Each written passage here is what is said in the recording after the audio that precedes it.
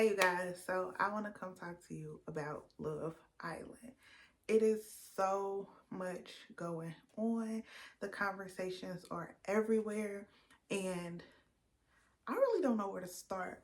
But I've got my handy dandy notebook, I've taken some notes, and let's get into it. So I want to start this off by saying this is a disclaimer. I'm talking to y'all with love. I look at y'all like my little cousins, and I want to put y'all up on game. I want y'all to do better and be better. So this is not to criticize anybody individually, but let's talk character. Okay, so the game plan for today's video is to go over and talk about some of the differences and the nuances of things that we need to understand when we having the broader conversations. Okay, love is one thing, lust is another, attraction is another, your character, what morals are, what your principles are, your culture, your tradition, your experiences, your opinions, emotions, and all of that coupled together with time. Okay, we have to look at all of these things in a time frame. Okay, so those are my key bulletin points. Okay, first initial thoughts, reactions. Um, this is post reunion. This is with everybody's think pieces out there. This is with the stand bases and stand culture, which I'm gonna touch on so bad. And yeah, with all of that all together, um, this season of Love Island was almost perfect. Okay. So when they casted everybody, and I'm speaking on this from a production side, they picked all the right characters, okay? Unfortunately, what happened to this gumbo is that certain ingredients were taken out. The first one being Yulisa. I was so mad. Yulisa was very much a pivotal girl who needed to be in the cast from the beginning. She was the peppers, okay? She was the spice. She was the original Latino. She was the flavor. She was ready to come with the oomph, the energy, okay? She was not the shy one of the group to where everyone else, all the other girls were ready to come in very demure, okay? She was bold. She was upfront. Her counterpart was Ace. And I say counterpart in the sense of, for the men's side, they had their pepper. Ace was their pepper, okay? I'm going to slow down, but here we go. So we're going to dive into everything. And yeah, so Yulisa got removed literally day 2. I think maybe day 3, but it was the second episode. We woke up, she was not there. And now we all know it was because of racist remarks. And I just even want to say that's just crazy because I don't, like I said, I didn't dive too deep into that because unfortunately she left. But I don't even think she specifically said something racist to someone. I believe that the clip was she used the N word and she is not of African American descent. So because that is problematic, she was removed. And then later on, Sierra, who's going to be a very pivotal part of this story and this journey, will also be removed. And that, once again, changes the dynamics. So I think we need to start off with that point up front, is that the stories and the narratives that are being ran with and being told are already incomplete, because truth be told, without Sierra's piece, perspective, and point of view, a lot of this stuff is just left side versus right side without the full side, okay? So I'm going to start off with the few notes I took before I started this video. I did recap episode 1 because I just want to remind myself of the initial vibe, the initial thoughts that I had of everybody, and then we're going to go down a list. Honestly, some of the girls are going to be forgotten about because everything overshadowed them, but that I'm going to be making a case for them too. So yeah. Excuse me. So my initial thoughts. I love the intro. I love the video. The choreography was very cute, intriguing. It was captivating. It was great vibes. I personally, I was not a Love Island viewer. This was my first time seeing it. I am a hottie, by the way. So what initially drew me in was that Megan Thee Stallion was going to be on this season. And me personally, I am a TV girl. I really do enjoy reality TV shows, especially like challenge type shows like The Challenge, like Survivor, like Big Brother. I was finding Love Island very interesting. I love it. I understand the concept. I get it, okay? It is a game show. So I already going into it with the thought of looking at these characters as game players as well. Keep that in mind because also that is the other part of this game which I learned about towards the end, which was how the money was going to be accumulated into the game and how do you actually win the money. And if thing was if the premise of the show is you're trying to find love, like is it a dating show or is it a game show? But it's definitely a game show. So please, please, please, let's keep this in mind. Sorry, something in my tooth. So second, on top of that, the name of the game is Love Island. So you want to secure a strong connection with a partner. Not only do you want to secure this connection for yourself and for money, but there is a voting aspect with America, the viewers. So once again, I'm watching this show completely, I feel like, as one of the contestants in a sense, because allegedly, although they knew some aspects of the show, because I'm assuming when people go on the show, they've seen the show previously. So they know they're going to be on TV. They know they're going to be edited, and they know America is going to view and vote for them, right? So that's a thought process that's across the board. So everyone is even platformed with that. No one in this show is going on there blindly. This isn't the first episode. This isn't the first season of a show. This is a show who has a concept that's already developed. Okay. Also, I want to speak on that. As I was watching the show, and I'm about to get into everything, but this is a journey. As I was watching the show, I was like, all of these people are really, really beautiful. Like, and I mean this on a above average type of level. And one thing I realized, or I came to find out, is that this was kind of an influencer season. And so while it is 2025 and everybody to some capacity already has, everyone has social media, there is a certain number that makes you an influencer, that gets you certain attention, and you do have smaller sponsorships and brand deals. People are ambassadors for brands, okay? So with that being in mind, it's like, okay, so everybody on this show already has a following and a fan base of their niche, regardless of the number, right? Once again, this is 2025. This is the year of the internet. This is the not the year, but the time of money is made via media. Okay, so that's not abnormal. So it's not weird for all of these people to have some sense of self and awareness of the camera already too. They're known to put on a character to a certain extent, whether it's your true character or rather it's you more of holding back. Okay.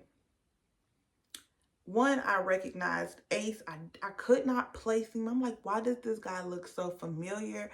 But I am familiar with his compilation post that I've seen where he does the dance with different groups of people, a lot of them being Middle Eastern. Then he has them when he do it with the um special development children. And it's really sweet, it's really cute, and he's a community, he's an entertainer. He already has a positive stance around him. Later I come to find out, we'll know who actually says it coming up, that she's a fitness influencer. So that is her wave, that is her niche. And I find that very interesting because fitness is a version of health, but she needs a lot of help with her mental health. Okay, so let me get into my notes and let's dive into day 1, episode 1.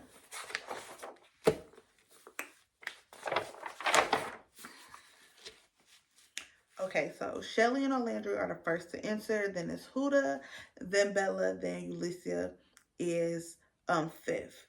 Then the boys come in, they talk, they chat, they mix, they mingle, they see each other. All the couples are Bella and Nick, Yulissa and Ace, Olandria and Taylor, Huda and Jeremiah, and Shelly and Austin. So what I forgot was that initially Ace and Shelly picked each other, but Yulissa stole Ace, okay? That was the first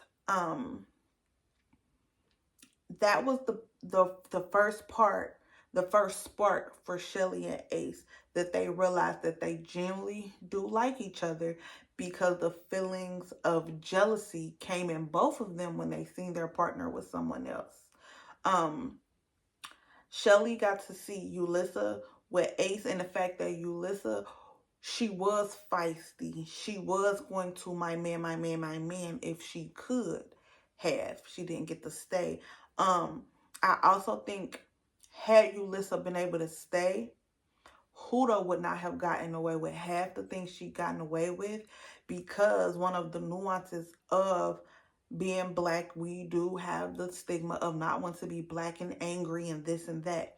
However, on the flip side, the Spanish community is known for being spicy. So it's a part of their character. You are not supposed to get offended by it. So I say that to say, Yulissa would have more than likely checked and been more combative with Huda.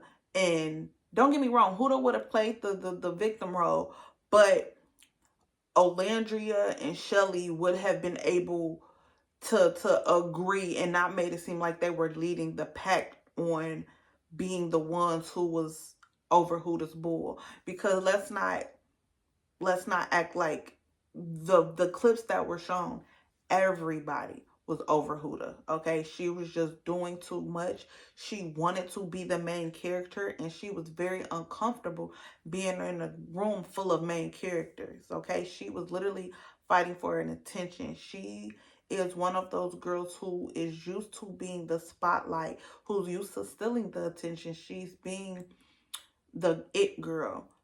But when she got around other it girls and she was not the it girl, you see those insecurities come out, and they played throughout the whole season. Okay.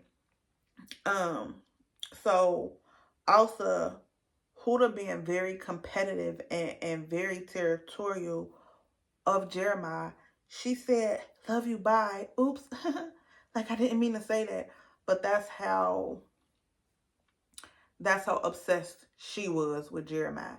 So that's why I understand where Ace was trying to say that Jeremiah was love bombing, but not really, because clock the T, Ace was interested in Huda, okay? It is so much. Like, it's a full deep dive that I'm trying to get y'all to stick and stay with me about. But it's just so much. And it's like, for me to try to sit here and to replay and to tell y'all everything bit by bit, it's kind of blowing me a little bit, because the reality of the situation is that natural instinct of territory and of being man, of being the best, of being chose was out in all of them. Allegedly, except for Taylor. Taylor seemed to be, according to what everybody's saying and stuff, Taylor was just real nonchalant. Like, he was just there. And to me, Taylor gives the shy dude. He played video games. Like, he's not the one who's just out in the open. He's not loud. He's not boisterous. Like, he's not pressed to do nothing. Like, he's the extra person that comes with the group. Like, he's cool. Like, he can come because he don't mess up the vibes. But we also not necessarily fully expecting Taylor to bring the vibes. Opposed to somebody like Nick and somebody like Ace. They're more outgoing. They're silly. They jump into conversations. They do the little quirks. They have their ad libs. Like, Taylor, in all respects, is the Michelle of the group. Okay? And that's even Destiny Child at 5. She's still Michelle. Very much valuable. Very much pivotal. Very much still that person. But they're not necessarily pressed for the spotlight. They're more of a support and casting role. Like, I have a talent, I have the looks, I have the resume, so I'm here. I want to find love. Like, like, Taylor does very much give, not awkward, but more of a socially awkward. Like, he's not necessarily trying to be, like, either you like me or I don't. Like, you know what I'm saying? Like, he is, to me, was the male version of Amaya. The only difference is Amaya is also Latino, and her emotions came out more is how I feel that Ulysses would have came out. Because don't get me wrong, Amaya was very combative as well too. She was very combative. The only difference is she was girl's girl. So she used her combativeness to roar on the boys. But let Amaya be sitting there with her family. And I'm telling you, they going good on all of y'all, okay? They're going good on all of y'all. Y'all, yeah, okay? I'm trying to gather all my thoughts. I loved Amaya. Amaya was sweet, but Amaya was not everybody's cup of tea. Amaya was very, very strong in her emotions. Amaya was very much aggressively, even though she was as sensitive and sweet as she was, when it came to those relationships or the couplings, she wanted to instantly be, we're perfect. But that's not the truth. That's not the reality. Then you had, like I said, you had Huda and Jeremiah, that's where I go back in to the word lust. They were definitely attracted to each other. Very lustful. I believe they hunched on night 2, going into episode 2, or going into episode 3. I'm pretty sure they consummated 48 hours with them being in the show. 48 to 72 hours with them being in the show. So with that being said, they all sleep in the same room. People hear this. People know this. So now you have taken this gameplay to a different level. Oh, you really like this person. You like them so much so, you're going to have intercourse on national television. You're going to show that you have no restraints. Now let's talk about double standards. The boys, the men, the male on these shows, if they had chosen to, let me just say this. Had the men on this show been the men from the challenges, the men from Big Brothers, the men from any other reality shows, these would have been the men from back in the day from Jersey Shores. They was hunching all of the girls down who was willing to be hunched on. Y'all put these prime 21 to 28-year-old people, men, in the room full of women who have bodies down, okay? Natural bodies down. In bikini bathing suits. You was literally covering nothing but the cooter and the milkers. That's it. You expect the dog not to bark. You expect the dog not to chase a bone. You expect these men to think with this and not this. And then let's couple on top of, not that they just have to look at it and have self-control. This is a game show that's designed to put physical touch into play. So now, oh, you showing interest in me. You ain't got to do that because let's be clear, we had a girl on there doing that, very much so. Bella. Bella said, kiss it right here on the cheek. Bella said, wait a minute, slow down. We ain't going this fast. Everybody else was I'm not gonna hold you, was ready to catch herpes. Yes, they was. Everybody else wanted to say mono and all these other cute things. No, herpes. Herpes. Y'all don't know these people. So that's what I'm saying. I'm a part of the show. It's a dating show. I've seen other dating shows. Okay. Oh, a cute little pecks. Y'all was tonguing it down. You hear me? Y'all swapping spit. Then got the nerve. Nick a nurse. So me, let me put this out there. I'm an STNA, so I know about them healthcare fields. Nick is handsome. I was looking at Nick. I said, once Nick disclaimed that he was a nurse, I said, oh, you a hoe in your field. I already know how you getting down. I already know how it goes down. But guess what? As the show progressed, he killed that stereotype for me. I said, he is a real gentleman. He is actually really sweet. He is the Shelly of the males. Someone who's here, who's willing to participate, but they not overthinking it. They're going to be here to have fun. They know they're attractive. If they find love, great. If not, it's just like the dating pool in the real world. These pretty faces, but the substance isn't there. So that's what I feel like really fell short of all of this. Like, we're not talking about the substance of the people. We're not talking about their characters. Huda irritated me because I genuinely feel like Huda is the downfall of this season. While she did definitely make great for TV because drama sells, sex sells, and this show was filled with both. Huda's lack of accountability and lack of mentally stable women around her to really check her. Because see, now I feel like we're in a time and age to where, kudos to the strides that we have made as women across the board, regardless of race. Women are very successful. Women are very self-sufficient.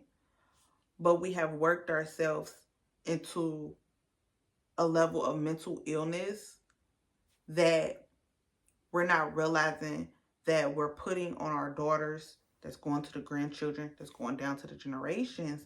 And it is this underbalance of being soft and needed and being able to be babyfied, but to also realize that you're still a person and a human, and that the person you're dealing with is a person and a human.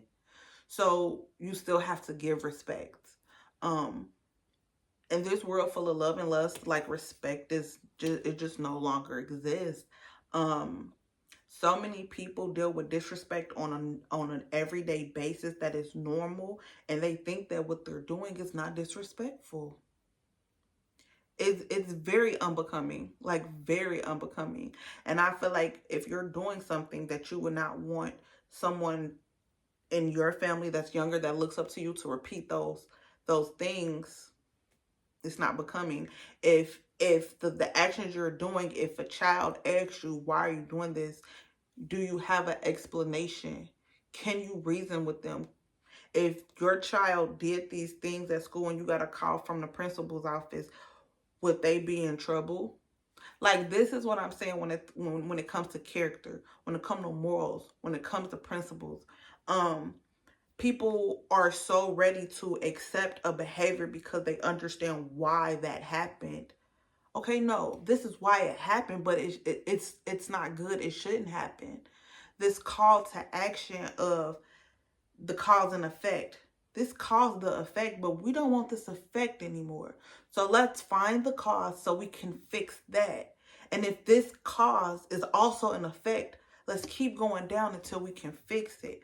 But a lot of people don't want to put in the energy to do that. A lot of people are not complete. And that's my thing, because I just look around and people have so much. When I say so much, I mean everything beyond their needs. Your needs are met. You need food, water, shelter to sustain life, right? Then after that, you create the quality of life. You create what's happy. If you have this and you're upset that you don't have that, this life isn't better than this life. You create that delusion. You create what makes you happy. You can go invest your time in that. Everybody is so invested what other people are doing. That's why I said when it came to Shelly and Ace, they were just genuinely enjoying. I do feel like everybody else outside of Shelly, Ace, Olandria, Nick, and I'm not even going to include Taylor because he's getting negative backlash. Everybody else's experience got overshadowed. Everybody else's fan base can't even just adore them, can't even just identify with them, because the Nicolandria fan base, I just want to say this wholeheartedly. The Nick Olandria fan base is going to end up doing more damage to Olandria than they think. Because I need to talk about this right now. I have to. In real life, Olandria is a girl I would kick it with. In real life, Olandria is somebody we would talk, clock, peep, and see the same things. Olandria is a real down-to-earth girl.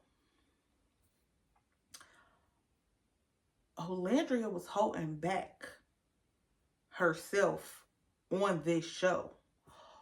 Olandria can pop it. She could really pop it. And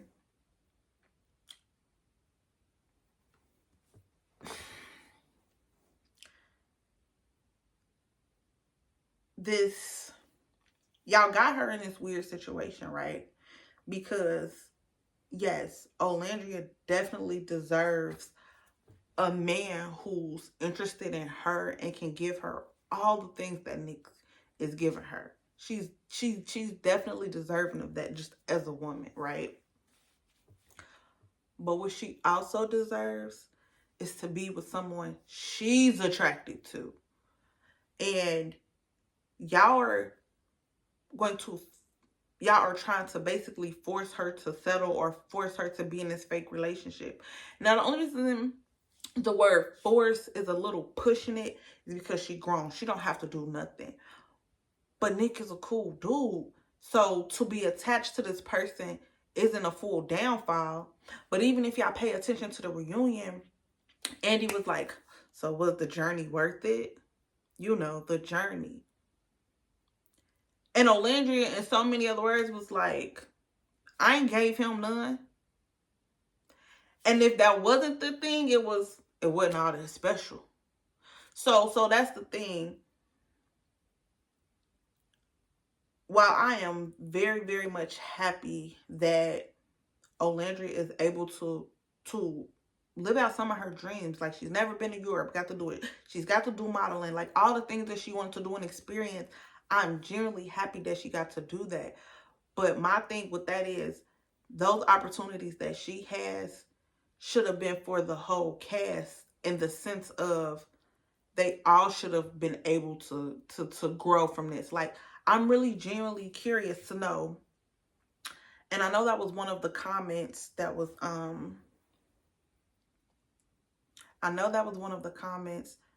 discussed with the boys about Jeremiah was talking about how many followers they got, and that was some of the contentions with him and Ace at one point. Like, he felt like he was faking it, and I think now that everything has settled down, it was really just, I mean, it's gameplay. Like I said at the beginning of this is a game show. Yes, it's a dating show, but at the end of the day, for example, excuse me, had us Americans decided to troll, just to be funny, like just to do a social experiment. Let's vote Huda and Chris as the #1 winners. Just because we saw how there just wasn't it. You think whoever would have got the 50,000 was splitting it? No, because it's a game. And that's the reality of it. Next season, I guarantee, I ain't trying to bust no bubbles, but next season, if they have a next season, because honey, they had such a headache with this. I think they just going back overseas with they overseas renditions of this show, because this is USA. I know they got the other ones, Australia, and I think it's another, but it's gonna be a couple that make it all the way to the end. That's gonna give lovey-dovey vibes, and they gonna steal it. They gonna steal it. It's gonna be an American edition of that though, because y'all so gullible, and y'all gonna be like, but yeah, I know this video was everywhere, but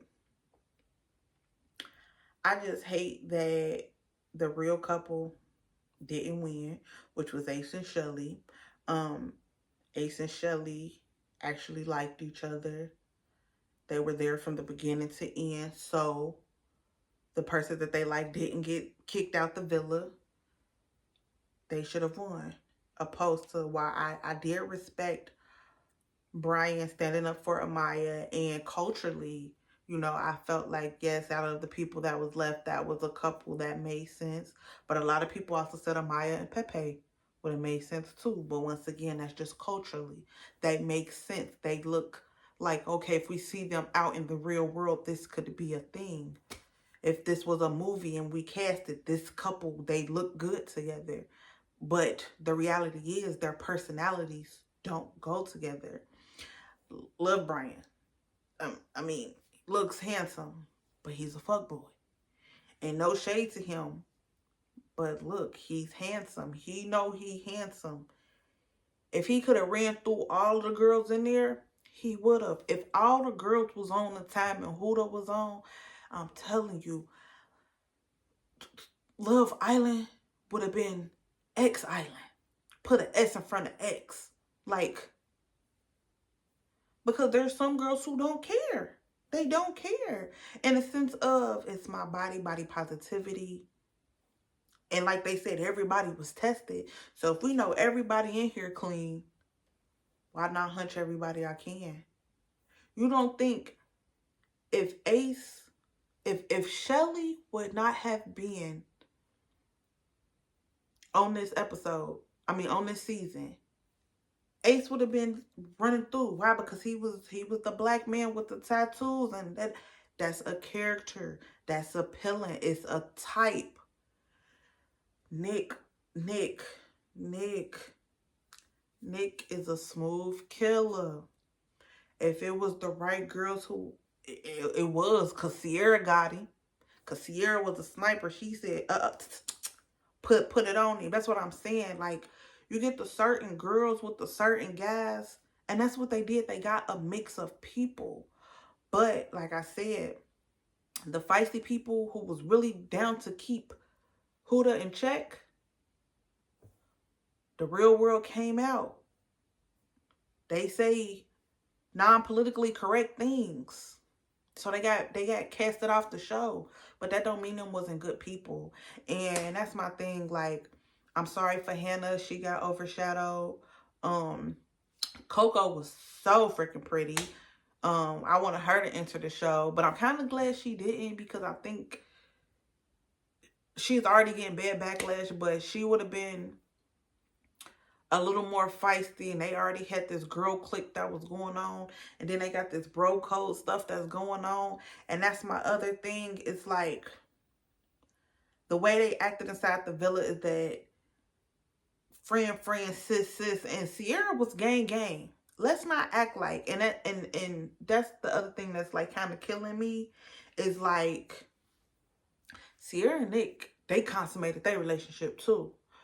So once that happened, Nick was off the table for Orlandria in real life. Like, and catch the tea. In a couple months, in a little bit, not right now, but more than likely, we're going to get Orlandria, Sierra, and Shelly to sit down and just put it out there, put it on the floor, like really talk about it. It's going to shut the internet down. It's going to shut the internet down. But that's me saying that with a grain of salt. Take that with a grain of salt, because I don't know what post she did regarding, and that's my other thing, like Nick. That's why I'm like, I don't know, Nick, are you a hoe? Because is Sierra feelings not valid? Because was y'all not vibing super hard? Like, I don't know. But that's my other thing that I want to say too. All of these people, all of these cast members, they all was like, I haven't watched the show. Go back and watch it. Go back and watch it and see what light that all of your fans actually see and view you in. That's it. That's all. I just want to say good luck to all the Love Island cast members. And for those who are getting this negative blowback. Oh, pause. Wait. I almost forgot before I say bye. Y'all fan bases, y'all gotta chill. Y'all gotta chill, because at the end of the day, these are regular people. And like, I just seen the clip where it was Brian cheated on Amaya and they broke up. Oh, woe is me. Bro, they were not together for real. It's a freaking TV show and they're dating. Like, if this is the real world and you starting to talk to somebody, you're not with them 24/7. You don't know the other people they're talking to. You don't know the friends they've already accumulated. They didn't just magically pop up on the show. There are people who already find them interesting. They're already in contact. It's the thing is, do they find that person interesting, or are they gonna give that person time of day? It's all about time. It's all about you move at the pace you want to move, the speed that you want to move, and what dating is to you. Some people can talk to people, actually take them on dates, and not be sexually intrigued. Some people can be sexually intrigued and not be dating you. So you have to understand what your limits are, what your boundaries, what you're willing to do, and what's norm for that other person. And if that other person wants to get with your program, or if you want to get with their program. But you got to understand what the program is, get with it or get lost. And if you're going to change to the program, change to the program, but don't complain about it, because you understand that the program is different than what you normally operate on. So either you're going to try something new or you're going to give up. But all that extra stuff in between, the hate and the jealousy, that putting negative energy on people, is too much. And for y'all nasty people who, outside of just, I'm not mad about the think pieces regarding race, regarding how girls act. I'm not mad about no conversations to exchange information. But when y'all start to go as low as disrespecting the dead, like, that's just trifling. Like, there's no cool points. There's nothing about it. Like, people like you deserve to get swat. Like, when people, that be my thing. Like, when people do stuff like that, I need the vigilantes out there who know how to swat people to swat them. Get their IP address, find out who did that, and send trouble their way, because they trying to make trouble. That's my only call to action. But that's very trifling, because one, is disrespectful to Orlandria, but it's also disrespectful to George Floyd's family. Like, it's disrespectful to him himself, but he has people. So y'all to do that's not cool. And y'all, as a culture, as a community, y'all need to fix that. I don't have no little brothers and sisters, so I can't push this narrative on them to make them go to school to push it in their narratives. But y'all do. People like Olandria do. She's the oldest. She has little brothers and sisters. So y'all have to use y'all influence outside of the internet to make sure that y'all getting the people in y'all community to be better. Because that's just too much. Like, that's too much. And Huda, you need to watch it, baby girl, because you're going to continuously get your heart broken trying to use your sex appeal as your biggest weapon. Because, baby, it is 2025, and the reality is, whether you're natural or plastic surgery, somebody can go get your looks. Your looks is not as valuable as you think, okay? So if you don't have something more to put forth, then move around. And if you do have something more to put forth, don't settle. Take the time, get to know a man. If that's not what it is, okay, thank you, I'm moving on. And just be that graceful about it. But I'm going to need you to calm down, because you have a daughter and you don't want her growing up being wild crush now and going through the heartbreaks that you're going through now. So, like I said in the beginning of this video, I'm looking at everybody like a little cousin. I want what's best for all of y'all. I want y'all to grow. I want y'all to be positive influence, because the truth is, a lot of people do look up to all of y'all, including the males on this show. So take everything, that all the exposure that you have, and do something positive with it. Even if you don't have a bunch of money to do a huge charity, use your influence. Hey, I'm going to be here. Everybody, come bring a book bag. We're going to take all of these book bags and we're going to give them to a local school. Hey, everybody, I'm going to be here. Everybody bring $3. Everybody, we're going to put this $3 and go feed the homeless. Hey, like, you know, like, let's use our powers of influence to help each other. Small steps make big changes, okay? So don't give up, no matter how slow you're moving, no matter how things are going. Trust and believe that you are inspiring somebody. And if you're inspiring one person, that one person is inspiring somebody. And it's like an exponential number. It can keep growing. Don't limit yourself. Okay. Bye, you guys.